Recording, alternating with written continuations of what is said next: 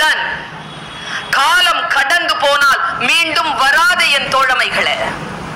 இதை மட்டும் உறுதியாக நினைத்துக் கொள்ளுங்கள். 7ஆம் நாள் ஏப்ரல் மாதம் 2022 இன்று 5 மணிக்கு வந்து உட்கார்ந்தீர்கள். இப்பொழுது மணி 8.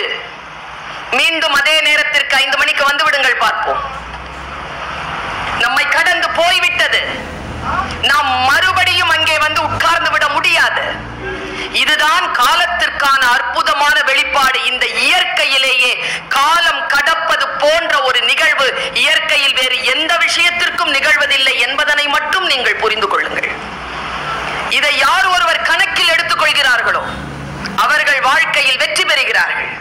எப்படி இந்த உலகத்தை நாம் பார்ப்பது, எப்படி நம் வாழ்க்கையை புரிந்து கொள்வது? நான் எப்பொழுதும் சொல்வது உண்டு, நிறைய பேருக்கு வாழ்க்கைனா என்னன்னு தெரியாது தம்பி. பெரியவங்களுக்கு எல்லாம் தெரியுதுன்னு நினைக்கிறீங்களா? வயசாயிடுச்சு நான் தெரிஞ்சிருதுன்னு நினைக்கிறீங்களா?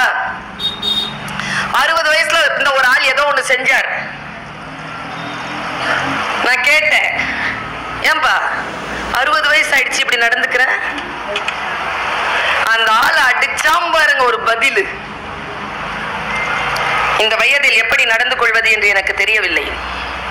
ஏனென்றால் இந்த வயதில் இதற்கு முன் நான் இருந்ததில்லை. புதுசுதானே, எல்லா வயசும் புதுசுதானே.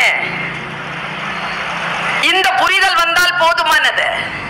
வாழ்க்கை முழுக்க வாசிக்கிறோம் தோழமைகளை. வாழ்க்கை முழுக்க நமக்கு கற்றுக் கொடுத்து கொண்டே இருக்கிறார்கள். ஏதோ ஒன்றை பயிற்சி செய்து கொண்டே நாம் இருக்கிறோம்.